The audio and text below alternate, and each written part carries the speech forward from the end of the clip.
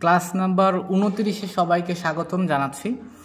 যারা চ্যানেলটা সাবস্ক্রাইব করেননি, আমার চ্যানেলে নতুন আছেন, যারা লাইসেন্স পরীক্ষা দিবেন, সবাইকে সাবস্ক্রাইব করার অনুরোধ জানাচ্ছি এবং আপনার মতামত কিন্তু কমেন্ট বক্সে জানিয়ে দিতে পারেন। আজকে হচ্ছে আমরা 29 নম্বর ক্লাসে সিনারিও বেসড কোয়েশ্চেন বা কেস বেসড কোয়েশ্চেন আমরা আলোচনা করব, অর্থাৎ ম্যানেজমেন্ট বেসড। আপনাকে একটা সিচুয়েশন দিয়ে দেবে, আপনার নার্স হিসেবে কি করতে হবে সেটা ঠিক যেমনটা গত মার্চে কোয়েশ্চেন আসছিল যে প্যাটার্নে, সেই রকম এমসিকিউ নিয়ে কিন্তু আমরা আজকে আলোচনা করব। দেখেন কি বলতেছে। প্রথম 1 নাম্বারটা আমি এক্সপ্লেনেশন দ্বারা পড়াবো না, আপনারা কাইন্ডলি একটু পড়ে নেবেন, স্ক্রিনশট দিয়ে হোক বা যেভাবে হোক, এবং এটা হচ্ছে ইন্ডিয়ান বই থেকে নেওয়া হয়েছে। দেখেন 1 নম্বরে বলতেছে, a nurse is inserting a nasogastric tube in a adult male client. একজন নার্স সে এনজি টিউব করবে, মানে প্রবেশ করাচ্ছে একজন অ্যাডাল্ট মেল পেশেন্টকে, ঠিক আছে। এখন বলতেছে কি, during the procedure the client begins two cough and has difficulty breathing. এখন এই প্রসিডিওরটার সময় যখন এনজি টিউব প্রবেশ করাচ্ছে তখন হচ্ছে কি হচ্ছে, তার কফ হচ্ছে এবং শ্বাস প্রশ্বাস নিতে সমস্যা হচ্ছে।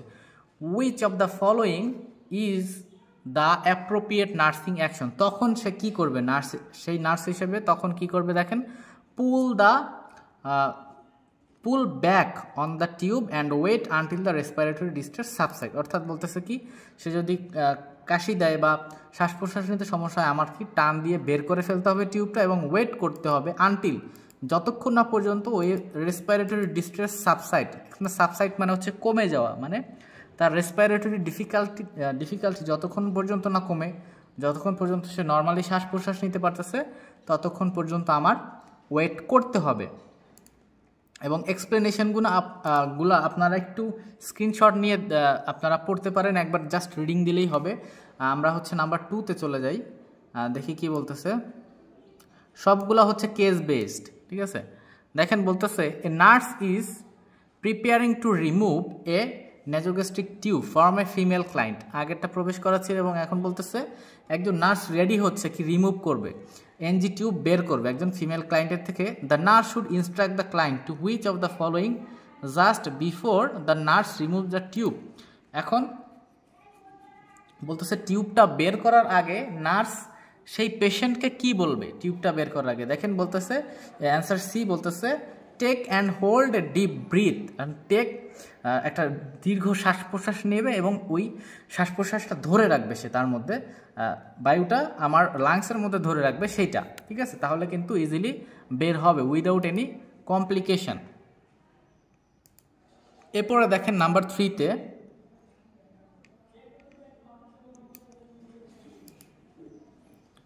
নাম্বার 3-তে বলতেছে, the nurse is preparing to administer medication through nasogastric tube. NG tube দিয়ে একটা মেডিসিন দেবে suppose, that is connected to suction, এবং এই এনজি টিউবটা সাকশনের সাথে কানেক্টেড আছে। To administer medication the nurse would. এখন মেডিকেশন দেওয়ার সময় নার্স কি করবে দেখেন বলতেছে, clamp the nasogastric tube before 30 minute following administration of medication. অর্থাৎ আপনি মেডিসিন দেওয়ার পূর্বে 30 মিনিট আগে সেই এনজি টিউবটা ক্ল্যাম্প করে রাখবেন, তারপরে হচ্ছে কি মেডিসিন দিতে হবে, এটা বলতেছে। তারপরে দেখেন এক্সপ্লেনেশনটা, এই যে জাস্ট একবার আপনারা স্ক্রিনশট নিয়ে তারপরে হচ্ছে পড়ে ফেলবেন। নাম্বার 4-এ দেখেন, নাম্বার 4-এ বলতেছে, a nurse is preparing two care for a female client with esophageal varicose who just had a Sangstang Blackmore tube inserted. এখন এই টিউবটা আমরা হচ্ছে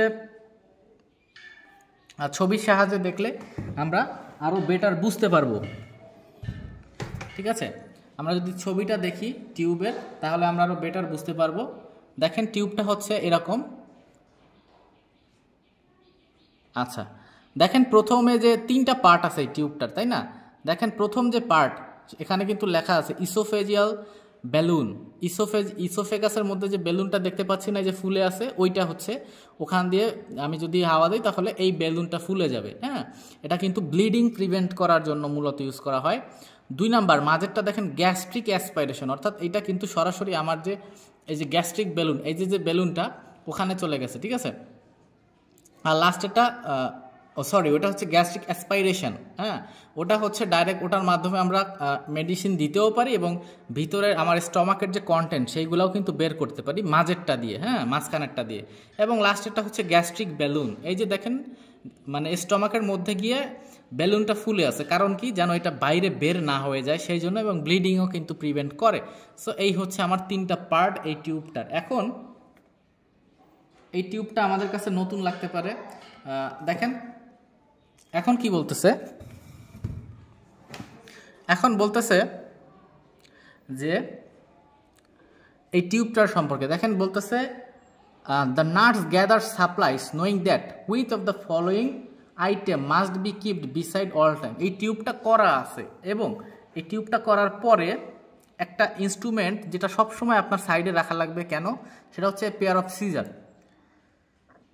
সিজার লাগবে আমার রাখা। কেন,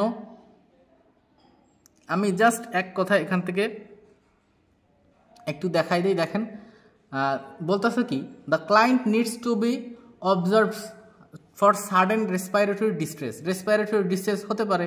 তারপরে কি বলতেছে যে এই যে এখান থেকে দেখেন,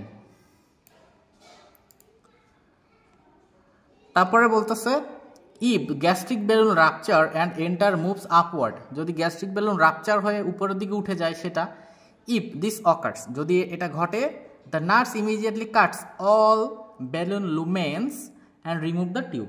তাহলে কি নার্স কি করবে, সব যে বেলুন লুমেনগুলো আছে কেটে দিবে এবং টিউবটা বের করে ফেলবে। এই জন্য এই টিউবটা করা থাকলে আমার কি সিজারের দরকার হবে, সবসময় পাশে রাখতে হবে, ঠিক আছে। এখন বলতেছে দেখেন বেরিয়াম নাম্বার 5 বলতেছে a female client being seen in a physician's office has just been scheduled for barium swallow to the next day. অর্থাৎ আমার যদি কোনো ইন্টেস্টাইনাল ব্লকেজ থাকে তাহলে কিন্তু বেরিয়াম দিয়ে তারপরে কিন্তু এক্সরে করানো হয় ব্লকেজ ধরার জন্য, তাই না। সো এইটা এখন পরের দিন বলতেছে the nurse rights down which instruction for the client before the টেস্টের আগে কি করতে হবে, যে fast for 8 hours before the test, অর্থাৎ ওই টেস্টটা করার 8 ঘন্টা আগে থেকেই কিন্তু উপবাস থাকতে হবে, অর্থাৎ কোনো কিছু খাওয়া যাবে না, ঠিক আছে। সো এটা নাম্বার 6 দেখেন,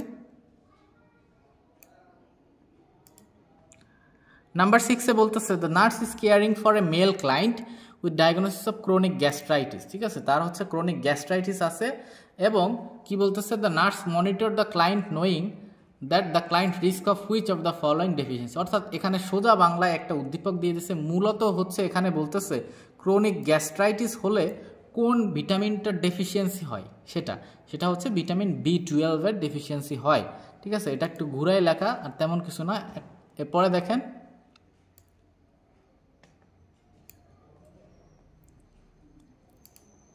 আচ্ছা, এরপরে বলতেছে the nurse is monitoring a female client with diagnosis of peptic ulcer.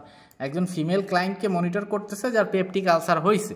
এখন which assessment not finding would most likely indicate perforation of did the ulcer. বলতেছে কি which assessment not finding would most likely indicate perforation of did ulcer, অর্থাৎ আপনার perforation হয়েছে সেটা বুঝবো না কিসের মাধ্যমে, সেটা হচ্ছে দেখেন এর রিজিড বোর্ড লাইক অ্যাবডোমেন, অর্থাৎ শক্ত এবং ফুলে যাবে পেটটা, সেটা, ঠিক আছে। আচ্ছা, এরপরে দেখেন নাম্বার 8,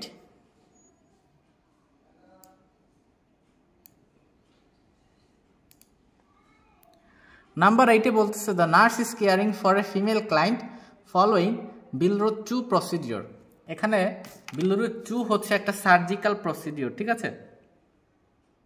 বিলরুট 2 একটা সার্জিক্যাল প্রসিডিওর, যে স্মল ইন্টেস্টাইন অনেক সময় কিন্তু কেটে বাদ দেওয়া লাগতে পারে, বা আলসার হয়েছে বা ক্যান্সার হয়েছে কেটে বাদ দিয়ে কিন্তু স্মল ইন্টেস্টাইনের একটা পার্ট মানে একটু দূরবর্তী স্থান থেকে স্টমাকের সাথে সেলাই করে লাগিয়ে দেওয়া হয়, সেটা হচ্ছে বিলিরুট 2। এটা কিন্তু পেপটিক আলসার হলে এটা একটা অপারেশনের নাম। সো এতটুকু জানলে হবে। এখন বলতেছে which post operative order should the nurse question and verify, কোনটা কোয়েশ্চেন করবে এবং ভেরিফাই করবে যে পোস্ট অপারেটিভে যে সে দেখেন ইরিগেশন অফ দ্য নেজোগ্যাস্ট্রিক টিউব, অর্থাৎ ইরিগেশনটা কমপ্লিট হয়েছে কিনা নেজোগ্যাস্ট্রিক টিউবের সেটা, ঠিক আছে। এরপরে দেখেন নাম্বার 9, এই দেখেন এক্সপ্লেনেশনে কিন্তু বিস্তারিত সব দেয়া আছে, আমি জাস্ট আমার মতো বলে চলে গেলাম। এরপরে নাম্বার 9 দেখেন,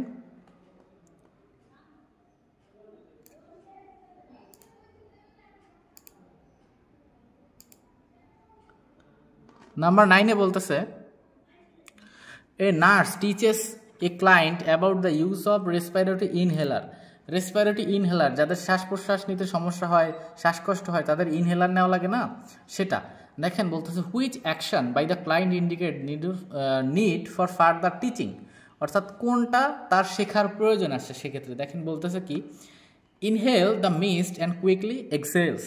মিস্ট মানে হচ্ছে ধোয়া, বা এখানে ধোয়া বলতে কি ওই আমার ইনহেলার থেকে যেটা বেরোবে সেটার কথা বলতেছে, ঠিক আছে। ইনহেল সেটা নিতে হবে দ্রুত, এবং কুইকলি এক্সেল এবং প্রশ্বাসের মাধ্যমে বের করতে হবে দ্রুত। আমি হচ্ছে শ্বাসটা ভিতরের দিকে নেব, তারপরে হচ্ছে বাইরের দিকে দেবো, এইটা বলতেছে, এটা শেখানোর কথা বলতেছে। নাম্বার 10 দেখেন, এগুলা কিন্তু সব কেস বেসড কোয়েশ্চেন এবং ক্লিনিক্যাল বেস, এগুলো আপনাদের কিন্তু জানার দরকার আছে। দেখেন a client has just return to nursing unit following bronchoscopy. তার ব্রঙ্কাসে কোনো একটা টিউব ঢুকানো হয়েছে এবং টিউবের মাথায় ক্যামেরা ছিল, ক্যামেরা দিয়ে ব্রঙ্কাসের কি অবস্থায় আছে, কতটুকু ব্লকেজ আছে কিনা কোনো সব দেখা হয়েছে, এটা হচ্ছে bronchoscopy. A nurse whose implement বাস্তবায়ন করবে কি which of the following nursing intervention for this client, সেই নার্স কোন নার্সিং ইন্টারভেনশনটা বাস্তবায়ন করবে এই ধরনের পেশেন্টের ক্ষেত্রে। দেখেন ensuring the return of gag reflex before offering food, ঠিক আছে। কোনো ধরনের খাবার দেওয়ার পূর্বে হচ্ছে কি গাগ রিফ্লেক্সটা আমরা চেক করে নিব। এখন এই গাগ রিফ্লেক্সটা কি একটা কটন হোক বা একটা কাঠি হোক, এরকম পরিষ্কার কিছু দিয়ে আমরা গাগ রিফ্লেক্সটা চেক করতে পারি। একটা কটনের মতো, সাপোজ একটা কটন দিয়ে আমরা হচ্ছে তার টাঙের উপর জিহ্বার উপরে রাখলাম, যে দেখবো যে তার মাসেল কন্ট্রাকশন হচ্ছে কিনা, ঠিক আছে সেইটা। তারপরে আমি হচ্ছে আরেকটু ভিতরে প্রবেশ করায় দেখতে পারি যে তার হাঁচি কাশি আছে কিনা। এখানে গাগ রিফ্লেক্স বলতে বোঝাচ্ছে হচ্ছে ফ্যারেঞ্জিয়াল রিফ্লেক্স, ঠিক আছে, সোজা বাংলায় হচ্ছে ফ্যারেঞ্জিয়াল রিফ্লেক্স বলতেছে গাগ রিফ্লেক্সকে। সো এটা আমরা চেক করে নিব দে আমি হচ্ছে কিছু দেওয়ার আগে যে তার আবার ব্যাক রিটার্ন আসতেছে কিনা, যে কোনো কিছু খাইলো আবার সব বেরোয়ে গেল, সেটা হচ্ছে কিনা সেটা আমি আগে একটা কোনো কিছু দিয়ে চেক করে নিব, সেটাকে বলতেছি আমরা গাগ রিফ্লেক্স, ঠিক আছে। এরপরে 11 নম্বর,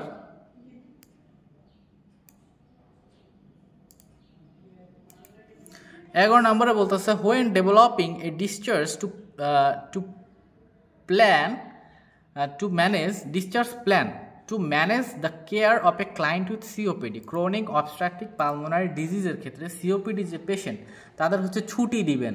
এখন বলতেছে দ্য নার্স শুড অ্যান্টিসিপেট, অর্থাৎ পূর্বেই বুঝতে পারবা বা পূর্বাভাস, হ্যাঁ ধারণা, পূর্বানুমান, পূর্বেই অনুমান করা, সেটা হচ্ছে anticipate that the client will do which of the following, client কী করবে, ক্লায়েন্ট অর্থাৎ নার্স আগে থেকে সন্দেহ করবে কি ডেভেলপ ইনফেকশন ইজিলি, অর্থাৎ সিওপিডির পেশেন্টদের ক্ষেত্রে কিন্তু ইনফেকশনটা ডেভেলপমেন্ট হয় খুব সহজেই, সেটার কথাই বলতেছে যে নার্স আগে থেকেই পূর্বেই অনুমান করে রাখবে যে এই ধরনের পেশেন্টের কিন্তু ইনফেকশন দ্রুত ডেভেলপ করতে পারে সেটা, ঠিক আছে।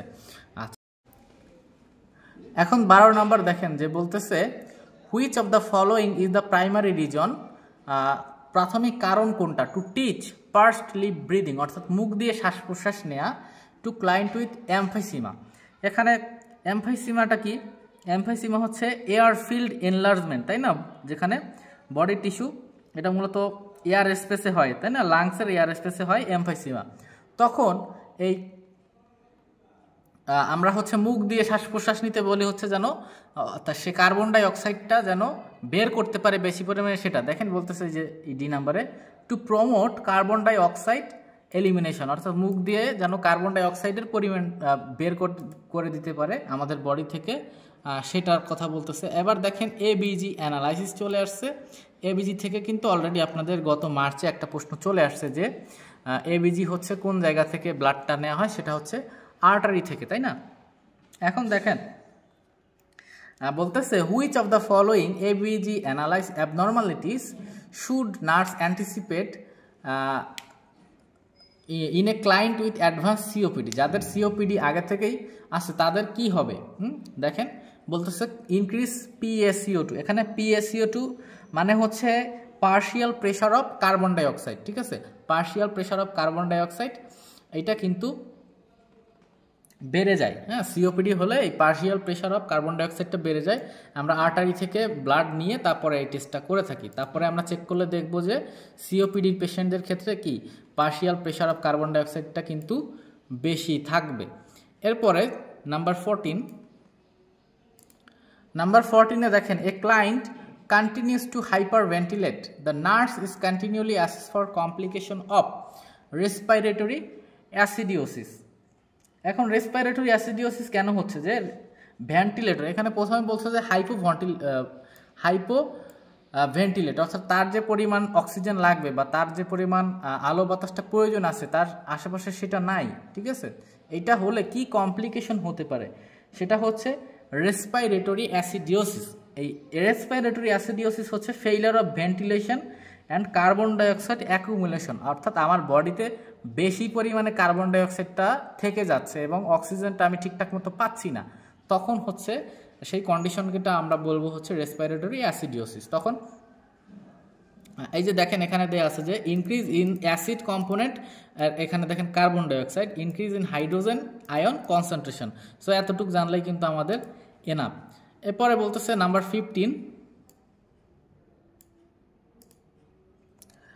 15 নম্বরে দেখেন বলতেছে এ 50-year-old ক্লায়েন্ট হ্যাজ ট্রাকিওস্টমি, 50 বছর বয়সের একজন ক্লায়েন্ট, তার ট্রাকিওস্টমি টিউব আছে এবং রিকোয়েস্ট ট্রাকিয়াল সাকশন, হ্যাঁ, তার সাকশন দেওয়া লাগে যেহেতু সিক্রেশন হয়। তারপরে বলতেছে the first intervention in completing the procedure would be, এখন সাকশন যে দিবেন তার আগে আপনি কি করবেন, সবার আগে অ্যাপ্লাই ওরাল, অর্থাৎ আগে আপনি কোনটা করবেন, যে ওরাল এবং নেজাল সাকশন, ঠিক আছে?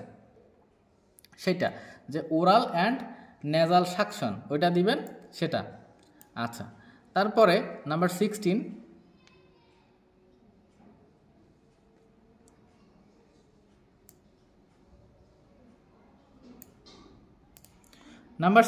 বলতেছে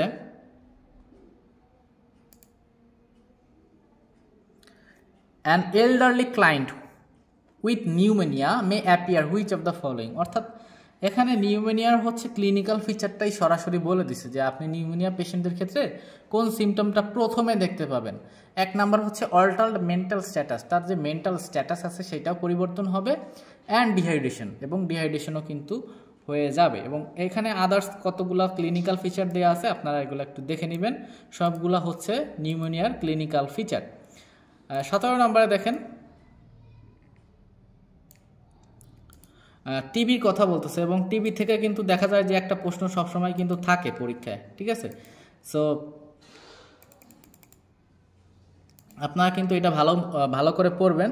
দেখেন টিবির কথা বলতেছে a client with active TB which of the following symptom exhibit, অর্থাৎ একজন পেশেন্টের যে টিবি আছে অ্যাক্টিভ পজিটিভ টিবি, যার টিবি হয়েছে তখন আপনি কি কি দেখতে পাবেন, চিলস দেখতে পাবেন, ফিভার, নাইট সোয়েট, রাতে বেশি ঘামবে, এবং হেমোপটাইসিস, অর্থাৎ হচ্ছে কাশির সাথে হচ্ছে কি বমি আসবে, তাই না?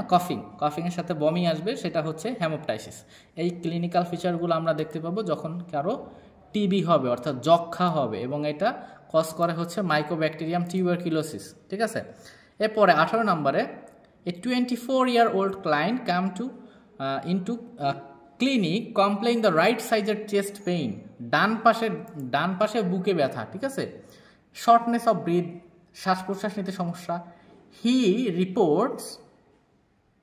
সে রিপোর্ট করলো দ্যাট স্টার্টেড সাডেনলি, এটা হঠাৎ করে হচ্ছে। The assessment should be which of the following intervention, প্রথমেই আসার সাথে আপনি এমার্জেন্সিতে আসার সাথে প্রথমে কোনটা করবেন, যেহেতু তার ডান পাশে সমস্যা হচ্ছে, সেটা বুকে ব্যথা হচ্ছে, এখানে প্রথমে করা লাগবে অসকালটেশন অফ ব্রিথ সাউন্ড, অর্থাৎ স্টেথোস্কোপ দিয়ে আপনি তার ব্রিদিং যে সাউন্ড সেটা শুনবেন, শ্বাস প্রশ্বাসের সাউন্ডটা শুনবেন যে কোনো উইজিং আছে কিনা, ঠিক আছে সেটা। এবং এখানে দেখেন অন্য যেগুলো দেওয়া আছে সবগুলাই কিন্তু করা লাগতে পারে, এক্স রে, তারপরে ইকো, তারপরে আছে ইসিজি, সবগুলা পরে কিন্তু ডায়াগনস্টিক টেস্টগুলো আপনার প্রথমে করা লাগবে হচ্ছে আপনি স্টেথোস্কোপ দিয়ে অসকালটেশনটা করবেন, তার লাংসের বা ব্রিথ সাউন্ডটা কিন্তু শুনবেন, তাই না, সেটা।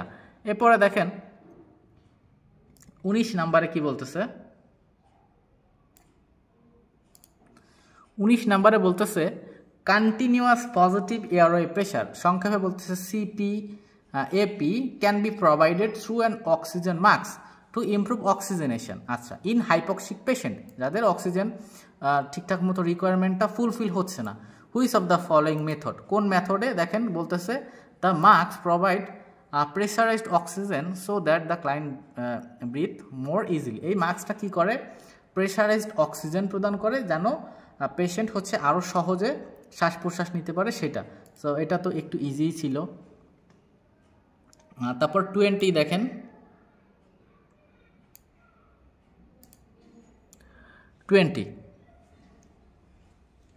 20তে দেখেন বলছে a nurse assessing a patient for tracheal displacement should know that trachea will be deviated towards the, এখানে ডেভিয়েট মানে হচ্ছে আপনার হচ্ছে বিচ্যুত, অর্থাৎ ট্রাকিয়ার যেখানে থাকার কথা সেখানে নাই, যে ট্রাকিয়ার ডিসপ্লেসমেন্ট যেখানে থাকার কথা ডিসপ্লেস হয়ে গেছে ওখানে নাই। এখন বলতেছে দ্যাট, তারপরে বলতেছে কি, should know that the trachea will be deviated toward the, কোন দিকে, কন্ট্রাল্যাটারাল সাইড অফ দ্য হেমোথোরাক্স, অর্থাৎ এক হয় ডান পাশে নয় বাম পাশে সরে গেছে ট্রাকিয়াটা, ঠিক আছে, হেমোথোরাক্সের এক সাইডে চলে গেছে ট্রাকিয়াটা, সেটা। আচ্ছা, তো এটা আর বললাম না। এরপরে এটা হচ্ছে ইসিজি থেকে মূলত একটা আসছে, এবং এটা একটু দেখি আমরা, ইসিজি যেহেতু করা লাগে। দেখেন, a nurse is assessing an electrocardiogram rhythm strip, the P wave and QRS complex are regular, P আর কিউআরএস কমপ্লেক্সটা regular, the P R interval, P R এর মাঝখানে ইন্টারভেল কত আছে 0.16 সেকেন্ড, আর কিউআরএস কমপ্লেক্সের মাঝখানে 0.06 second, the overall heart rate পাইছে হচ্ছে 64 beat per minute, the nurse assess the cardiac rhythm, এটা হচ্ছে নর্মাল সাইনাস রিদম, অর্থাৎ ইসিজিটা নর্মাল আছে, তার কোনো প্রবলেম নাই, কতগুলো দিয়ে দিছে, এবং অর্থাৎ নর্মাল ইসিজি ফাইন্ডিং আমাদের এগুলো জানতে হবে যে নর্মাল কোনটা কোনটা। এখানে এক্সপ্লেনেশনে দেখেন দেয়া আছে, এখানে সুন্দর করে একটা স্ক্রিনশট নিয়ে দেখেন এই যে রেঞ্জটা দেয়া আছে যে এত থেকে এত, তারপরে যে এত থেকে এত, ঠিক আছে। আচ্ছা, এখান থেকেও আছে, এই যে একটু জাস্ট একটা স্ক্রিনশট নিয়ে আপনারা পড়ে ফেলবেন। এরপরে 22 নাম্বারটা দেখেন, 22 নম্বরে বলতেছে a nurse is caring for a client with unstable ventricular tachycardia, অর্থাৎ এখানে ভেন্ট্রিকুলার টাকিকার্ডিয়াটা কি, টাকিকার্ডিয়া জিনিসটা হচ্ছে যখন 100-র উপরে হার্টবিট চলে যাবে, প্রতি মিনিটে 100-র উপরে হার্টবিট যাবে, সেটাকে আমরা বলতেছি ট্যাকিকার্ডিয়া। এখন ভেন্ট্রিকুলার ট্যাকিকার্ডিয়া কোনটা, যদি ভেন্ট্রিকাল, আমার যে হার্টের চেম্বার আছে ভেন্ট্রিকাল যদি খুব বেশি পরিমাণে পাম্প করে তখন সেটাকে বলতেছি আমরা ভেন্ট্রিকুলার টাকিকার্ডিয়া, অর্থাৎ ভেন্ট্রিকেলের অতিরিক্ত পাম্পের কারণেই কিন্তু আমার হার্টবিটটা 100-র উপরে চলে যাচ্ছে। এরপরে বলতেছে the nurse instruct the client to do which of the following if prescribe during an episode of intraventricular tachycardia. এখন এই ক্ষেত্রে ভেন্ট্রিকুলার টাকিকার্ডিয়ার ক্ষেত্রে আপনি কি অ্যাডভাইস দিবেন, সেটা আপনি কি ইনস্ট্রাকশন দিবেন তাকে, যে দেখেন দ্য নার্স ইনস্ট্রাক্ট দ্য ক্লায়েন্টকে কি উপদেশ দিবেন, সেটা হচ্ছে দেখেন inhale deeply and cough forcefully every 1 to 3 second, অর্থাৎ ডিপলি হচ্ছে শ্বাস প্রশ্বাস নিবে, অর্থাৎ নিঃশ্বাসটা ডিপলি নেবে, এবং cough forcefully every 1 to 3 second, অর্থাৎ কফিং করবে সে খুব জোরে ফোর্সের সাহায্যে, কত 1 থেকে 3 সেকেন্ড পর পরই, সেটা ঠিক আছে। এটা কিন্তু কমে যায় এগুলা করার ফলে সিমটমগুলা। এরপরে দেখেন অনেক কিছু দেওয়া আছে সিপিআর সম্পর্কে, আপনারা স্ক্রিনশট নিয়ে নিয়ে একটু রিডিং দিয়ে দিবেন, এগুলো কিন্তু আপনাদের জানার দরকার আছে, ক্লিনিক্যাল বেস কোশ্চেন যেহেতু আসে। এবং এখানে দেখেন আরেকটা দেওয়া আছে, এটাও সম্ভবত ইসিজি সম্পর্কেই আছে। দেখেন বলতেছে a nurse is watching the cardiac monitor, অর্থাৎ কারো একটা কার্ডিয়াক অ্যারেস্ট হতে পারে বা কোনো একটা প্রবলেমের কারণে কার্ডিয়াক মনিটর দিকে তাকিয়ে আছে, ইসিজি লিড লাগানো আছে কারোর। তো and the client rhythm suddenly change, ক্লায়েন্টের যে রিদম সেটা চেঞ্জ হয়ে গেছে। দেয়ার আর নো পি ওয়েভস, পি ওয়েভসটা দেখা যাচ্ছে না। তারপরে কি বলতেছে, ইনস্টেড দেয়ার আর ওয়েভি লাইন্স, ঠিক আছে, ওয়েভি লাইন্স পাচ্ছে। এবং দ্য কিউআরএস কমপ্লেক্স কত পাইছে, 0.08, বাট দে আর ইরেগুলার, কিন্তু তারাও রেগুলার না, এটাও রেগুলার না। উইথ হার্ট রেট কত পাইছে, 100-র উপরে, tachycardia. The nurse interprets the rhythm as, অর্থাৎ এই যেগুলো বললো এগুলা হচ্ছে কিসের লক্ষণ, সাইনাস ট্যাকিকার্ডিয়া আপনার আর্ট্রিয়াল ফিব্রিলেশনের লক্ষণ, ঠিক আছে। এখন এই অ্যাট্রিয়াল ফিব্রিলেশন জিনিসটা হচ্ছে ইরেগুলার বা rapid heart rate that can lead blood clot in heart, অর্থাৎ ইরেগুলার এবং র্যাপিড হার্ট রেট, এবং এটার কারণে কিন্তু আমার হার্টের মধ্যে রক্ত জমাট পর্যন্ত বাড়তে পারে, ঠিক আছে। সো এটা হচ্ছে আমার অ্যাট্রিয়াল ফিব্রিলেশন, এবং আমি এই ফাইন্ডিংগুলো পাবো এখানে। মূলত সব কিন্তু ক্লিনিক্যাল বেস, আপনারা একটু বুঝে তারপরে পড়বেন, এগুলো মুখস্থ করলে চলবে না, বাংলা বোঝাটা দরকার। এখন দেখেন 24-এ, a nurse is assessing the blood pressure of a client diagnosis with primary hypertension, একজনের হচ্ছে হাইপার টেনশন পাইছে ডায়াগনোসিস করে। The nurse ensure accurate measurement by avoiding which of the following. এখন অ্যাকিউরেট কিভাবে সে পাবে, অ্যাকুরেট যে ব্লাড প্রেশার সেটা সে কীভাবে পাবে, দেখেন বলতেছে taking a blood pressure reading within 50 minutes after nicotine and caffeine injection, অর্থাৎ সে হচ্ছে নিকোটিন, অর্থাৎ মনে করেন যে তামাক বা সিগারেট বা ক্যাফেইন অর্থাৎ কফি টফি খাওয়ার মিনিমাম 15 মিনিট পরে হচ্ছে আমার ব্লাড প্রেশার মাপতে হবে, তাহলে হচ্ছে আমি অ্যাকিউরেট প্রেশারটা পাবো, সেটাই এখানে বলা হচ্ছে। এরপরে দেখেন 25-এ কি বলতেছে, দেখেন 25-এ বলতেছে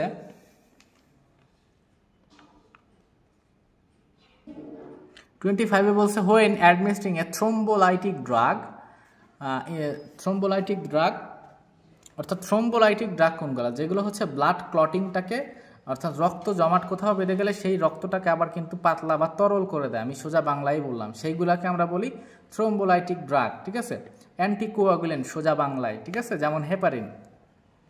তারপরেও দেখেন to the client experiencing of MI myocardial infraction, the nurse explain him the purpose of this drug, অর্থাৎ এই ড্রাগটা যে দিচ্ছেন, যে এই থ্রোম্বোলাইটিক ড্রাগ, এইটার পারপোজটা কি, উদ্দেশ্য হচ্ছে দেখেন আমি যেটা আগে বললাম যে ডিজলভ ক্লট মে হ্যাভ, যদি কোনো জায়গায় রক্ত জমাট বেঁধে থাকে সেটাকে কি পাতলা বা ভেঙে ফেলে তরল ব্লাডে পরিণত করে সেটা, ঠিক আছে।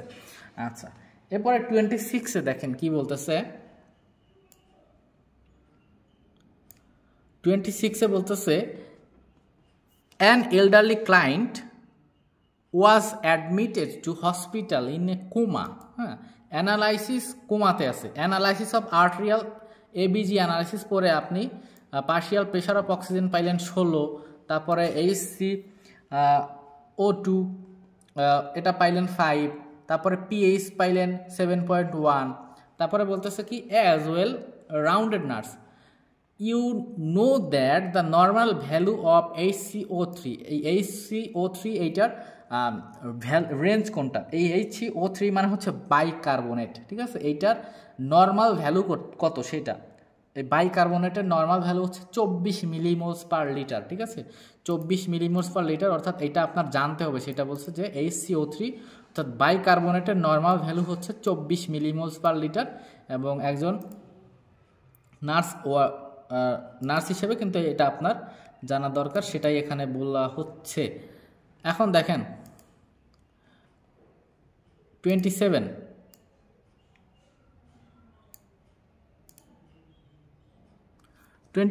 দেখেন 27-এ বলতেছে in a patient undergoing surgery it was vital to aspirate the contents of the upper gastrointestinal tract অর্থাৎ আপার গ্যাস্ট্রোইন্টেস্টিনাল ট্র্যাক্ট স্টমাক পর্যন্ত সব কিন্তু খালি করতে হবে সার্জারিতে যাওয়ার আগে। বলি না কিছু খাওয়া যাবে না 6 ঘন্টা 8 ঘন্টা আগে, সেটা আফটার দ্য অপারেশনের পরে the following values R required from an arterial blood sample. দেখেন পিএইচ পাইছে 7.55, PCO2 পাইছে 52, তারপর HCO3 পাইছে 40। What is the underlying disorder? এখানে দেখেন যে পিএইচটা কিন্তু 7.55 পাইছে। আমাদের ব্লাডের পিএইচ কত থাকে? 7.35 থেকে 7.45। কি দেখলাম? পিএইচটা বেশি এখানে, তাই না? যখন পিএইচটা বেশি হবে তখন আমরা সেটাকে বলবো মেটাবলিক অ্যালকালোসিস, এটাকে আমরা ধরে নিব। তাহলে 7.55 পাচ্ছি, 45-এর থেকে বেশি, তাহলে ওটাকে বলতেছি মেটাবলিক অ্যালকালোসিস। ঠিক আছে, দেখেন শুধু একটা কথা কত বড় একটা উদ্দীপক দিয়ে রাখছে। এরপরে দেখেন 28 নাম্বার, দেখেন 28 নম্বরে বলা হচ্ছে when caring for an 11-month-old infant with dehydration. 11 মাসের একটা ইনফ্যান্ট, তাকে হচ্ছে ডিহাইড্রেশন হয়েছে, আপনি কেয়ার করতেছেন তাকে। মেটাবলিক অ্যাসিডিওসিস হচ্ছে। মেটাবলিক অ্যাসিডিওসিস হচ্ছে কি, আমরা ঠিক জানি অ্যালকালোসিস যেটা, অ্যাসিডিওসিস ঠিক তার উল্টা। এখানে আমার পিএইচের পরিমাণ বেড়ে গেছে এবং ওটাতে কি কমে যাবে, তাই না? এখন বলতেছে the nurse expect to see which of the following. Nurse কি দেখবে? এই আপনার মেটাবলিক অ্যাসিডিওসিসকে ট্যাকিপনিয়া হচ্ছে 20 বার বা তার চেয়েও বেশি হচ্ছে শ্বাস প্রশ্বাস নেওয়া। এটা অ্যাডাল্টের ক্ষেত্রে, এটা ইনফ্যান্টের ক্ষেত্রে আরও বেশি, অর্থাৎ নর্মালের চেয়ে বারবার বেশি শ্বাস প্রশ্বাস নেওয়া, সেটাকে বলে হচ্ছে ট্যাকিপনিয়া। এরপর 29-এ দেখেন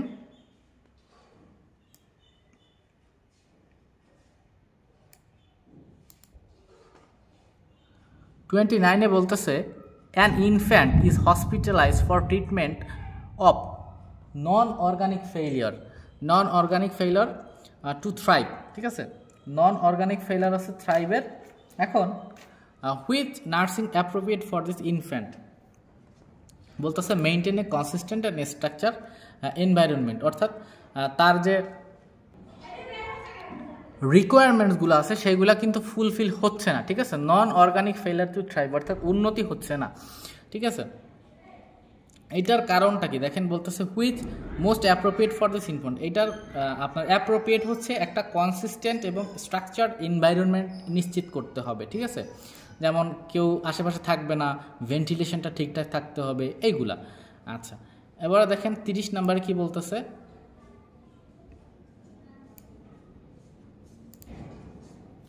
30 নম্বরে